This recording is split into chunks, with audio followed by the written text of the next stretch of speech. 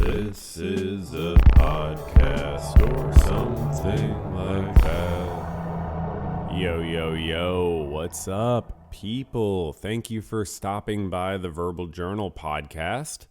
This is episode, I want to say 26, but I could be wrong. So I'm going to go with 26 for now, and I'm going to check now. After saying my 26 is my final answer, but I am going to also look now because, and this isn't the most interesting thing for you, obviously, because you're just thinking, well, I can see it right there. Well, it is 27. Fuck. See, at least I'm glad. That's why I checked immediately, because I had the sense I was wrong. I think the part 1 and part 2 news episode thing sort of threw me off. I'm going to blame it on that. But yeah, I checked immediately because I had a sense I was probably off, and I didn't want that to last the whole episode. Really would have frustrated some people. Thanks for joining for episode 27. It's a great number, a great time of life. And I will say I did the live stream last night, the 40,000 subscriber live stream. Sort of gave it a quirky vibe by doing it before I hit 40,000 subscribers. And we did hit 40,000 subscribers live on stream. And, that's the important thing. We don't need to ask whether by the time the stream ended, we had the same sort of 39,990 that we had at the beginning. We don't have to ask questions like that, We don't have to ask whether right now we're still like 10 or 11 subscribers away from 40,000. No, but in all seriousness, I do think it was really funny to do the stream in that way. And I had a lot of fun being like, wow, look, 40,000 when it didn't say 40,000. I thought that was pretty funny. I feel like people haven't quite done that much. I'm sure someone's done it, but it was a funny joke to me, a funny gag, a funny bit. Right now, I'm sort of doing the podcast, but in the background, there are like several copyright issues on the live stream because we watched so many clips, and clips I never would have thought had like copyright attached to them or have copyright attached to them. So I have to and you can't even trim it all at once. You can only trim each one. So there are 3 different copyright issues. First is the baby human thing we watched. The scientific study of the baby human.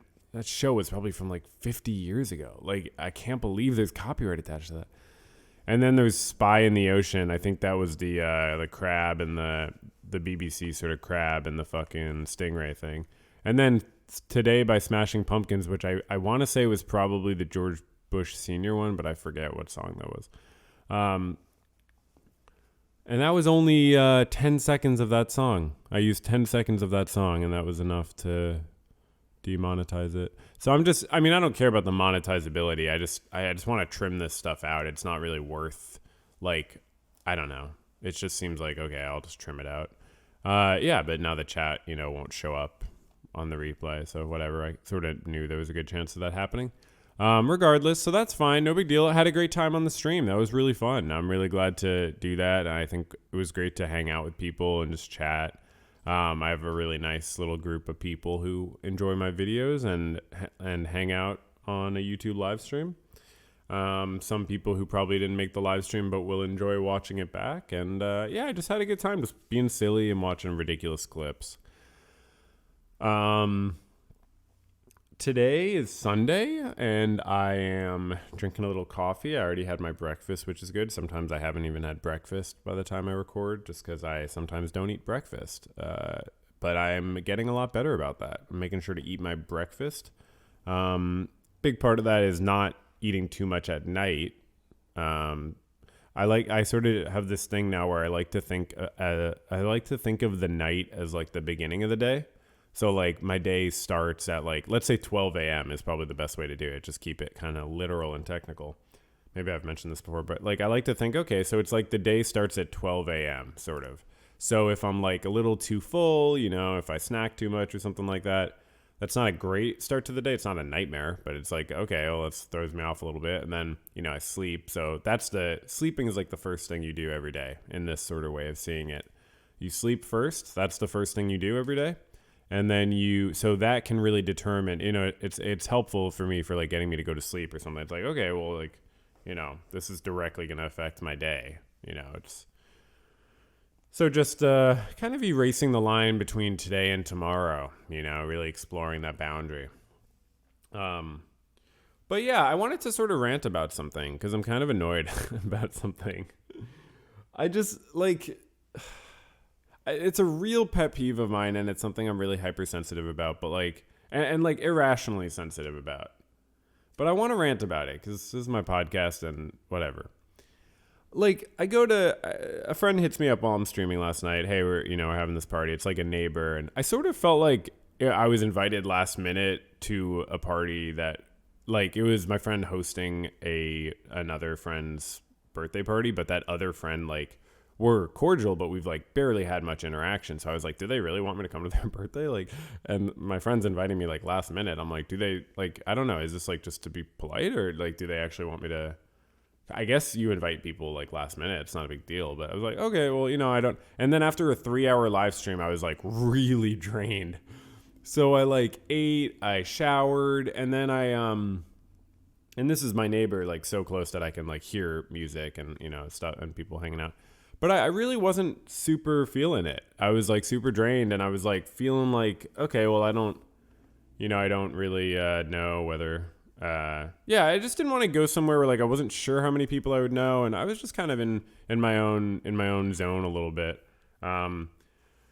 So anyways, I finally around 10:30 or something, a different friend texts me, and they're like, hey, are you at this thing, or come to this thing? And I'm like, okay, now I will, because now it feels definitely someone actually wants me to be there. I know that's hard to describe the difference. I would have to go into tons of details to explain why there's a difference there between one friend inviting me and the other, but it felt less of a polite thing, and it felt like someone actually, okay, this person wants to just chat and catch up, and this is a friend that I actually feel is a little bit more of a closer friend. So that's a big difference, I guess, to not have to go into too much details. Someone I was a bit more closer friends with hit me up, hey, come over.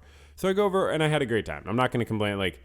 I really shouldn't focus on the negative things. I had a great time. I was really glad I went. I just chatted with a few people. I was just chilling. And I met a friend of a friend, I talked to a few people. The person whose birthday it was, actually, I had a great conversation with. I really I thought they wouldn't we've had very little interaction. So I was are they going to want, do they want me to come to their birthday party? But, actually we had a really great chat. It was one of the better conversations I had. And, it was so on. And what I'm going to go on to talk about does apply to this conversation, but it doesn't actually apply because it was their birthday, so it's a different context. But a few of the other people I ran into, especially one person in particular, it strikes me because we had a 5 to 10 minute conversation. Some people, okay, they don't ask me about myself at all. They don't ask one thing about me or myself. They don't ask how I'm doing today. They don't ask how my life has been. And it's especially bothersome with the one sort of conversation that sticks in my mind because I was I remembered that this person had just actually gone on a tour with their band and stuff. So I was talking to them about that because I remembered from months ago that that's what they were doing. And, and I was oh, how'd it go? And we talk and suddenly now we're talking about this, their job that they're doing and this other thing. And now we're talking about the food they make at their job and stuff. And it's so cool. And it's if there's ever a pause, I guess I don't have the confidence in a lot of people to just wait. People don't use the pauses. Some people don't use the pauses how I use the pauses, which is to check, sort of find a way to connect with the other person, whether it's asking a question or whatever. And so I guess it's really something about me, and it definitely relates to being a therapist, not in a direct causal way, but in a correlation way. I am often more comfortable letting someone else dominate a conversation in my personal life, not because I'm a therapist, but it's more just a correlation thing. But I'm more comfortable, definitely more comfortable letting someone else dominate a conversation than me dominate a conversation. But But it really hits me after. And I'm like, oh, man, that person didn't ask one thing about my life. They have no idea what I've been up to in the last few months. And I've had this feeling on the phone too. I've like, this is a funny version of it. I talked to a friend who moved out of the place I lived like years ago. And then we talked like, we would check in every month or two. We just talk on the phone, and we talk so much less now because I can't bring myself to call him because it's like, he has such a hard time asking about my life, or like he just doesn't do it. And so like we had a phone call once where we talked for like over 20 minutes. I'm not joking. I'm so neurotic about this. I looked at the phone at a certain point. It had been 20 minutes and he did not ask one word about what I was up to, where I was. And I even had the funny thought, I could be in jail right now. Not really, because I don't think they let you have 20-minute calls with your friend, but like the idea that like I could literally be anywhere doing anything. Like he could take a pause after 20 minutes of talking about his life in every single detail, telling me details that are so specific that it's like, maybe we should cover like generalities in both of our lives before we get into specifics like that to some degree. But like so many specific details. I'm just thinking, like, what if I was like, oh yeah, by the way, man, like I'm actually trapped under a boulder in the desert right now. Would you mind like calling the police? So I don't think it's good to be so sensitive about this, as sensitive as I am. I really don't. I think at the end of the day, I should probably either just, well, I don't want to jump to conclusions. I should probably just like force myself to share things even when people don't ask, but it's quite hard to do because it feels like I'm implying, like if someone's like, oh, like I've been doing this, and we talk about this, and we talk about that, and we talk about this, and then there's a pause, and I go, oh yeah, well, as far as me, like how do I bring that up? I don't know how to bring that up without directly implying you just did not ask about me. So like, I don't know how to be like, oh, yeah, there's no way. I don't think there's a way. I don't think there's a way when you ask about someone's life to just launch into talking about your life without them asking. I don't. So what I do think is the healthiest way to sort of deal with my hypersensitivity about this is just to consider it a kind of boundary in the sense of like, okay, like this person doesn't really reach the status of friend for me. And if they want to reach that status, they can change that behavior. But as of now, they're definitely an acquaintance, and I still like these people. It's just like unfortunate because this is something it goes deep for me. It definitely goes deep for me. I think in years when I was younger, 18, 19, 20, I think I could be wrong about this, but I think I didn't notice this in the same way because I think I actually was fine with it because I was not as much like in tune with talking about myself, and I was still good at asking people about themselves. And I do remember, this is like such a pervasive memory, sort of a bunch of memories. In college, I lived on a very high floor in the building in my freshman dorm. And I would go in the elevator every day multiple times, going to class, blah, blah, blah. And so there would always be people in the elevator, basically, because they'd be going to one of the other floors or my floor, whatever. Odds are someone else is in the elevator going to the other floors. At these schools, there's a lot of people. So I'm like, okay, I'm obviously going to like talk. Like there are some times where you can stand in an elevator silently with someone, but a lot of other times it's like someone just like say something, just be like, oh, like how's it going? Or like, oh, you're holding like this, like a portfolio. Like, do you draw or something? Like, you know what I mean? Like, or like whatever, like just chat about different things. And I didn't, like at that time, I don't think I thought of myself as like an extroverted person. I don't think I thought of myself as like an outgoing, like talkative, charming, charismatic person. And I don't necessarily think of myself as all those qualities nowadays. But I just remember having the realization of like, wow, like everyone just blows at this. Like no one, like it's so rare to have someone just be like chill and like verbal and like no verbal journal and like just hold down a conversation. And like to me it's a responsibility thing. Like don't we both have the responsibility to like make this a pleasant experience as much as possible? I'm not going to go out of my way. I hope you're not hearing this thinking I'm like, pulling out props and trying to entertain someone. I'm just like, and you can ignore someone in an elevator and you can, chat with someone without catching up. There's space for all this. And I'm obviously talking about, with the elevator thing, it's not people I was friends with necessarily. So it's a different thing. Not even people I was acquaintances with. It was often people I didn't know at all. But it was like, okay, I'm just going to like not be awkward. I'm just going to like chat, or if I want, or a little bit or whatever. But some people are just so bad at it. And if you're listening and you're like, I'm one of those people who's bad at it, I get it. I don't think it's a long-term essential like failing. I think it's just like a quality that people need to work on a lot. And I think our society kind of isolates us and alienates us and makes us super like detached from each other. And it's like hard to even just build normal social relations because our world is so different than like we're built to live in. Like there were not elevators, back in the day, biology, we're not biologically designed to go into elevators. We're not sociologically designed to be in an elevator. But no, at this party last night, it's remarkable. It's really remarkable. I think people who don't ask about myself it's probably a few factors. I think maybe I come off like I'm fine and stable, and so people like don't think to. I also think that people probably don't want others asking about themselves all that often. Like there are people who are just like, I hope no one asks me how I'm doing.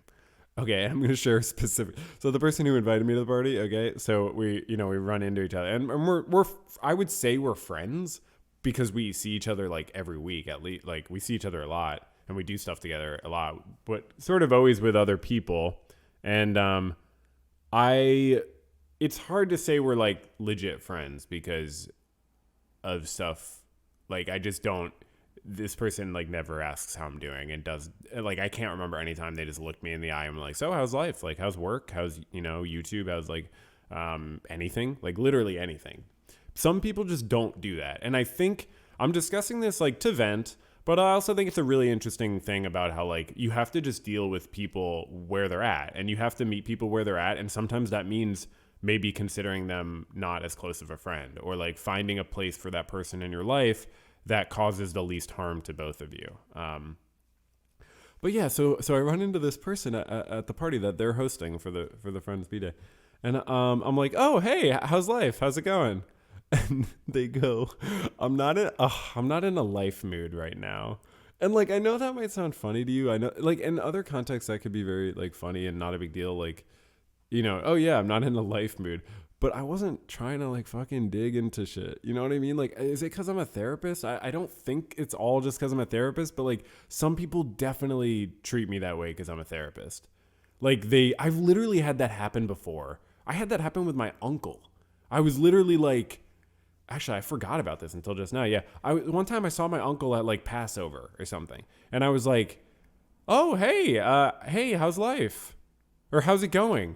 And he was like, and he's a little bit of an interesting guy. He goes to a ton of therapy and is like very into like therapy and like sort of like, I don't know if spiritualism is the right way to put it. I don't know how to describe it, but he's a very like he's a little bit of an oddball, sort of like an introvert that is just I don't know. But so I'm like, oh, hey, uncle, blah, blah, blah. Like, how are you doing? And he goes, oh, do you want me to like how in my whole life? I can't remember exactly what he said, but he was like implying like, I think seriously, like, oh, do you want me to like, is this like therapy? And I'm not joking. It was literally like the first thing I was like, hey, how's it going? So I'm like, no, man, I'm just like, how's it going? Like, isn't that something people say to each other? So yeah, last night I go, hey, how's life? And they go, I'm not in a life mood right now. I'm in like a party mood. And I'm like, I'm thinking like life is going on right now. Like you could just tell me literally anything. Just don't make me feel weird for asking you how's life. And also ask me how's life maybe. People give the kind of love and attention that they want in return. I do believe that is not probably always true, but I do believe it's often true. And I give what I want, which is communication and just like inquiry. And here's maybe the end of the story. I think the most important quality of any human being is curiosity. I think most children have it. I think most adults struggle with it. And I think maintaining your sense of curiosity is something everyone can do. And it's something that makes your life and your relationships way better. I have a really hard time in relationships with people who lack a degree of curiosity and who don't express curiosity about me and my life. It makes me feel taken for granted. It makes me feel sometimes like a novelty or like not a real human being, like they don't see me as like a person, even though that's not true. It's very valid to feel that way, I think, because it's like, yeah, if you don't ask me anything about my life ever, when we ever spend time together, it's going to feel like you don't see me as a full human being. It's going to feel like you see me as some sort of projection in your world. Like, so I sort of struggle to build respect for someone who doesn't really ask about someone else at all. And I do, to deal with my sort of hypersensitivity to this, I just kind of downgrade things in my mind. I say, okay, that's someone I can't really be friends with at this time. They're going to have to work on how they communicate with me, and I'm not going to talk about it with these people. Like, if it's someone you're close with already, you can sometimes go there. And I have with a close friend or two, hey, like, I want to make sure you like ask about what's going on in my life and stuff. Like, sometimes you can go there, but if you're not close enough, it's like, it's not worth it. It's just like, okay, that's them. That's them. And it's also me. It's not just them. It's a mixture of them and me that doesn't feel good is the important point. So that was a long time of talking about that, but I guess I wanted to get that off my chest, and I didn't want to like not talk about it because it's just been on my mind since last night, and it's really been whatever. But yeah, I'm very comfortable spending time alone also. So like, but yeah, I saw tons of friends there, and they were like, why'd you come like 2 hours late and stuff? Or like, no one said that, but like a few people sort of indicated it. Oh, you came and stuff. It's like, well, yeah, I mean, I didn't know that you were here. Like, I didn't know you know what I mean? Like, it's just weird. I don't know. But I think it's important to determine for yourself the qualities that you need from other people in friendships and relationships. It's helpful in guiding your approach to them. Okay. In other news, aliens. So it turns out aliens are real, right? Because someone testified in Congress and said aliens are real, right? So it turns out aliens are real. No, I'm not gonna give you too much thoughts about this because I genuinely haven't looked into it. I don't know any of the stuff. I haven't read any of the stuff that's come out. So I don't know. I don't know. I mean, let's see. After UFO whistleblower, are aliens real? People online don't seem to care either way. Okay, that's not my experience. Seems like people are pretty interested. Okay. Oh, UFOs are called UAPs now, officially known as unidentified anomalous phenomena. Unidentified flying object, unidentified anomalous phenomena. Anomalous phenomena. Anomalous phenomena. It's anomalous phenomena.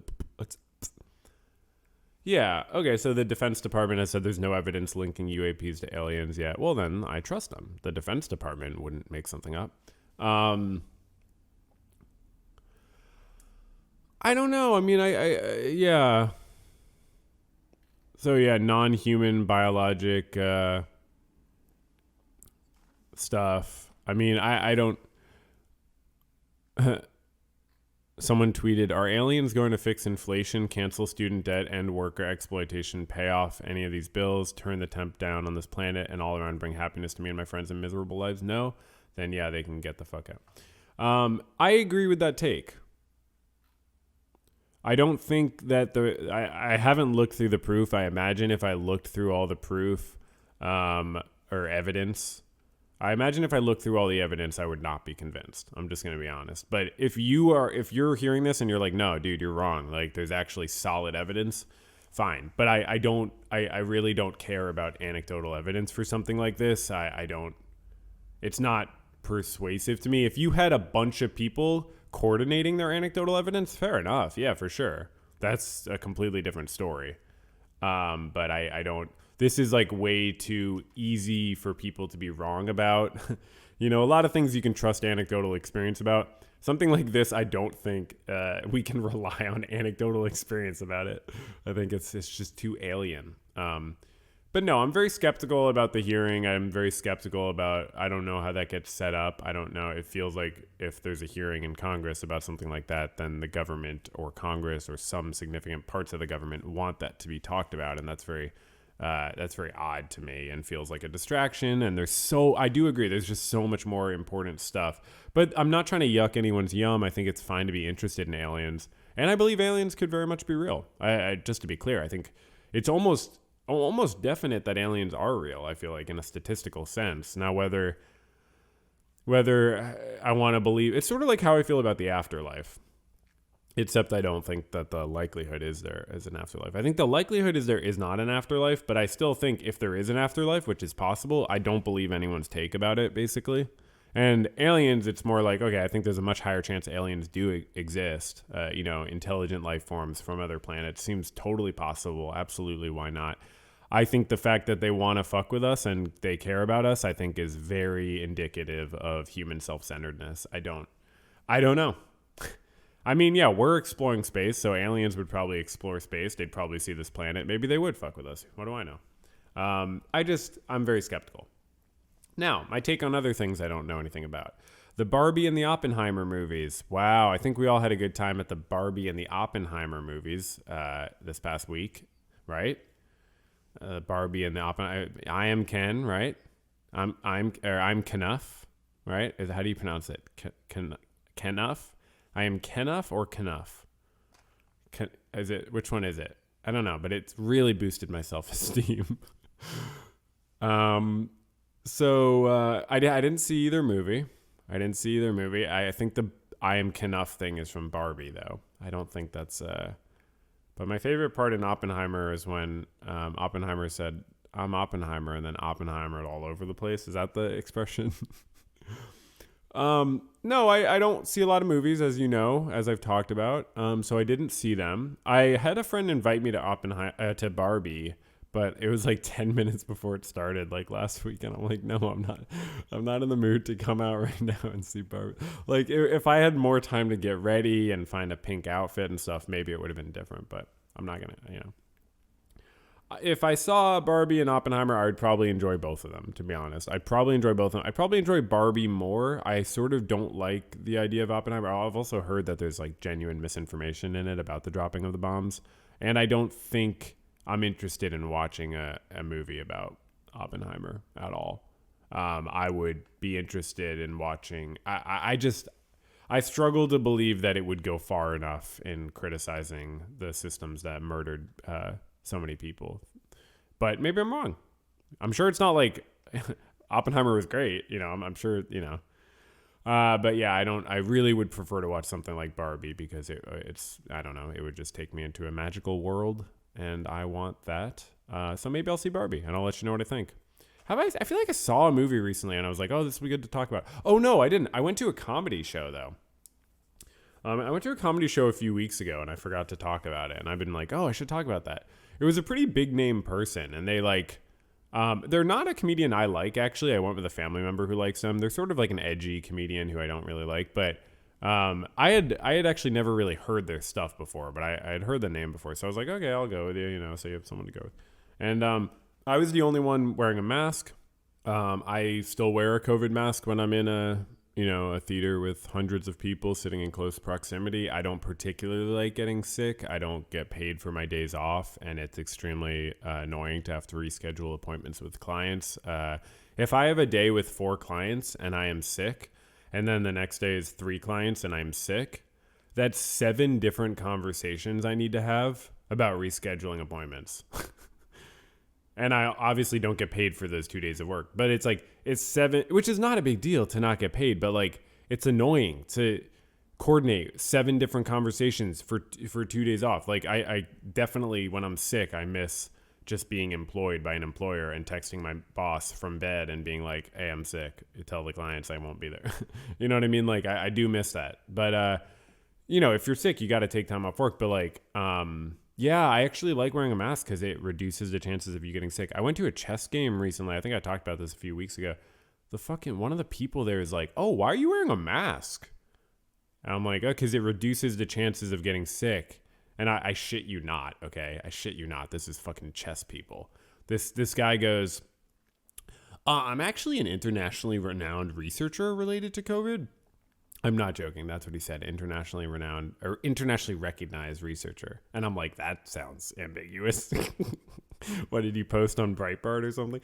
And he's like, he's like in the comment section on Breitbart. He's like, I'm an internationally recognized researcher. And did you know that the masks don't do anything actually? And there are like kids around at this fucking chess club. You know what I mean? I'm sorry, but when there are kids around, I'm like, really? You're going to be this irresponsible? So I just go, I disagree. And then I went and like filled up a water bottle. Yeah, so I wear a mask when I go to a theater with hundreds of people. I don't particularly enjoy getting sick. It's not fun and it's not worth it. Hanging out with friends, I won't wear a mask. That's worth it. I don't, if I get sick, hanging out with friends, that's okay. If I go to, I went to this party last night, I'm not wearing a mask. That's okay. That's worth it. In my mind, that's worth it. There's obviously ethical questions about spreading sickness, but I don't know what to say at this point. I mean, it would be way more ethical. Like, it would be better. And I wish that my friends, I wish that myself were like, hey, I'm having a party. I want everyone to get tested for COVID that day. And I want you to, let me know if you have COVID before and also get tested after and let me know. And unfortunately, that's not the world we're living in anymore. And it was barely ever the world we're living in. And it is a better world. That is better, and people who do that are ethically better, just like vegans are ethically superior to non-vegans. Everything else stayed the same, and people who don't drink are probably somewhat ethically superior to us that do drink alcohol. Everything else being the same, and that's my take. That's my take. The alcohol one's less of a big deal, but. But in the sense of that's better. If it's a better thing, I think it's better. I think reducing sickness is good. And I think, it's very hard though, because also tests are not free anymore. So it's very hard to demand people go out and pay $20 for a COVID test. Yeah, it's a fucked up world we're living in, but I have a bunch of COVID tests. I just don't use them much. I'll use them when I get sick. The comedy show was weird. I was just like, please don't call me out for being the only person wearing a mask. If they called me out, I was just going to sit there and not say anything and just like grind the show to a halt. Okay. Looks like a plane might be flying overhead. Apologies if you can hear that. So one interesting thing I stumbled across last week was, actually, we'll talk about that next time. No, I have to say it now that I've gone there. I just realized I have some stuff I have to do before. Oh, crap.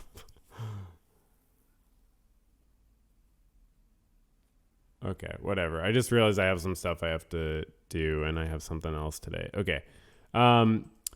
There's just an interesting thing I stumbled across. It's on americanprogress.org/article/America-decides. It's how voters think about things. And it was just interesting to look at some of the things there's huge agreement on. I thought that was really interesting. The stuff that there's huge agreement on in the U.S. For example, 78% of voters in the U.S. say colleges and universities are too expensive and state governments should do more to lower costs and help people afford a college education without getting buried in debt. That's 78%, including 67% of Republicans. 73% say rich families, and this is total, including 54% Republicans. 73% of all voters say rich families and corporations should pay a lot more in taxes than they do today, and middle-class families should pay less. 68% of all voters say big corporations have too much power and should be strongly regulated to better serve the public interests. Only 50% of Republicans say that, 49% actually, because they're completely cucked in a bad way, not in a good way. 67% of people in the U.S. say voters in the U.S. say the gap between the rich and the poor has grown too wide, and the government should use its tax and spending powers to reduce this gap and help build a bigger middle class. Very interesting. Very, very interesting. Oh, here's one. Wow, 74% of Republicans say government anti-poverty programs create dependency and discourage people from seeking work. Wow, they're just completely propagandized. Okay, so very interesting, very interesting. Okay, so I like to do a segment on this podcast, the good comment of the week on my channel. So on the Breaking Bad second stream, someone said, I'm new to your channel and I really like your take on Breaking Bad and Better Call Saul. Thank you for doing this. Wish you the best. My question is, this is a question, yeah. They're not going to ever hear the response probably unless they join the Patreon. Then they'd be like, whoa, that's crazy. My question is, if Chuck trusted or supported Jimmy, would Jimmy be a decent lawyer? Or would he still be the same slippin' Jimmy? I think that's a great question. And I think it's absolutely fair to say that Chuck trusting Jimmy would have absolutely had a positive impact on Jimmy. And I think Chuck being a more supportive brother, could have created, he could have worked to create an environment where Jimmy could open up about the stuff he'd done, but it's not all on Chuck, of course. It's a shared responsibility, or in a lot of ways, it's predominantly Jimmy's responsibility, but someone telling you that you will never change, it makes it much harder for you to change. And we see Chuck say that, I believe, multiple times, right? Definitely multiple times. Season 1, episode 9 at the end, and also in their last conversation ever. You get the sense he said it plenty of other times. And that is an extremely damaging thing to say to someone, that they will never change. And I think we should always try to communicate with our language about how people can change. Sort of like use specific language. You can tell how I talk about things. I'll criticize people based on where they're at currently. I'll say, oh, my friend's has this annoying habit right now. I'll try not to essentialize it because there's no reason to if you don't know. And you do pigeonhole people, and it's not a good thing. So, yeah, I think Chuck trusting, supporting Jimmy, believing he could change would have been very positive. No misunderstanding or negative comment of the week because people are just very nice this past week. Chess update, the chess update. I don't really have any chess update. I've been playing on Lee Chess a bunch.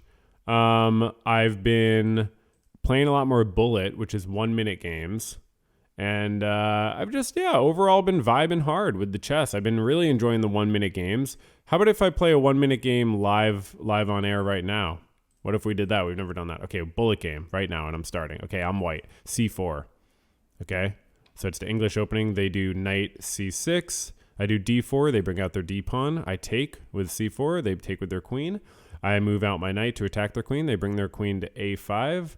I bring my bishop out. Oh, wow. They bring their knight closer. So now both of our knights are between my bishop and their queen. So I'm going to scare that knight away. So their knight goes back. Wait, they didn't even move it. They just brought their bishop out. So I just took the knight. Okay, wow. They're just down material. Oops, I just dropped a pawn. So they're getting in there. Oh, wait a second. Okay, now I kick their bishop back out. I'm definitely up material here significantly. Wow, they just traded their bishop for a pawn.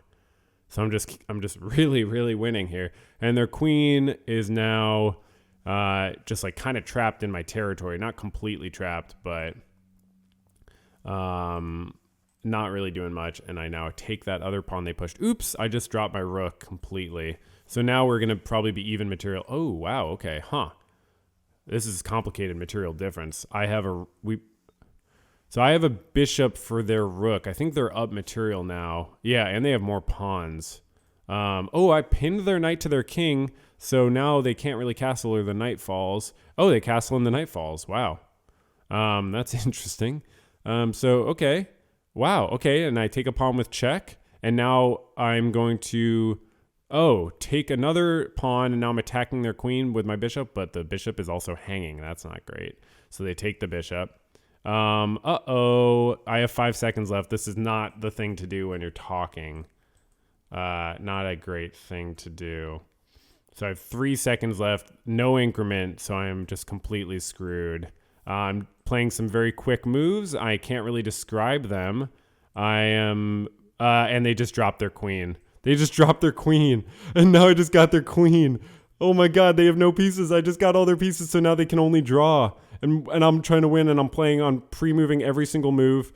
Oh, I won! They lost on time. That was so exciting. Wow. That's the first time I've ever done this on the podcast. That was a live Bullet chess game on the podcast. Wow. Very fun. Great news in my fantasy baseball league. I believe I lost horribly last week, but this week I had a terrible first few days and I totally have come back, and I am almost definitely going to win because I'm up by 30 points today, last day of the week. And I got, who do I got throwing? Blake Snell? I got Blake Snell throwing, and they don't have any pitchers thrown. So pitchers get the most points usually. They can also lose points if they have a bad day. Blake Snell walks a lot of people sometimes. Okay, so that's that screen time report of the week. I used my phone for 7 minutes more than last week. About an hour of screen time on my phone every day of this past week. Wednesday and Thursday were the most. I watched some YouTube. I was on my work phone, my work app. Sort of, I have an app on my phone for my work phone. I was using that. I called some insurance companies. I sorted out some insurance stuff. So yeah, that was enjoyable. And let's check out the mailbag. Let's check out the Verbal Journal mailbag. So you can write into Verbal Journal Podcast at, okay.